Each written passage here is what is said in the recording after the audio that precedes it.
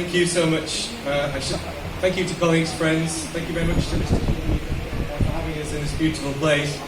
I should start by apologising because we were late. We had a bit of a detour around Old Dhaka, but it was a delight to have that detour. It's a while since I was in Old Dhaka, but last time I was here there were kites flying around the place and I nearly had my head chopped off by a firework.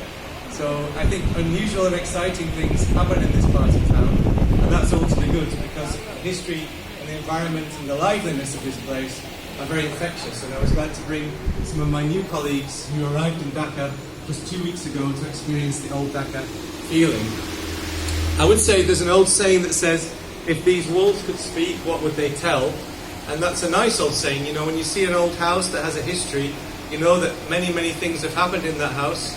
But of course, to know what happened, you need the oral history from the owners and people who've witnessed things that happened there.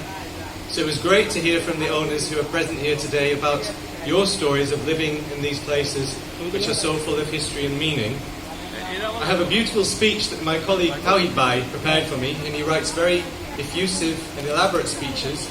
Normally I chop them down and make them more boring, but I feel like I want to read all his work out today because it feels nice in this environment to be a bit exuberant and a bit effusive. It's not that long, so I'll read it quickly anyway. But Old Dhaka has been and still is a thriving, vibrant part of Dhaka, zealously maintaining its uniqueness through a rich gastronomic legacy passed on from the Mughal and Nawabi period. Along with the culinary diversity, Old Dhaka also features magnificent architecture, dating back to the 17th century when Dhaka was a major Mughal commercial hub. 400 years ago, this was the main Dhaka, but with the expansion of the city, there has been a division which we now know as New and Old Dhaka.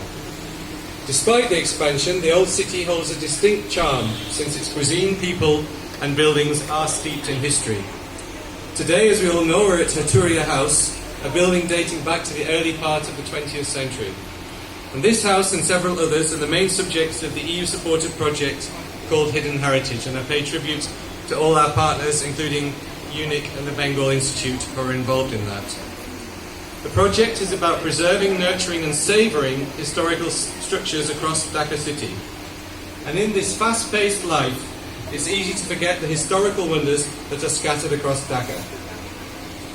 I'm also fascinated to find that this was once called Tiger House because of the small zoo that we're hearing about that was housed within its premises, reportedly including a tiger. Needlessly to say, a house, especially one that has been around for some time, is a rich repository of intriguing facts, opening doors to an age long gone. Haturia and the other houses featured in Hidden Heritage are aesthetically appealing, giving us a great glimpse of Dhaka life between the 1920s and 1960s. Alliance Française and the British Council and Bengal Institute deserve great credit for the invaluable work they've done. And we've seen the website that's looking very smart that will allow us all to navigate the delights of these houses. You'll also be delighted to know, I hope, that UNIC is supporting another project called River Heritage, a continuation of Hidden Heritage, and we'll be hearing more about that in the future. But Onik Donabad for the opportunity today, Shubho Shanda, and look forward to seeing the performance and trying out mutton biryani again. So thanks very much.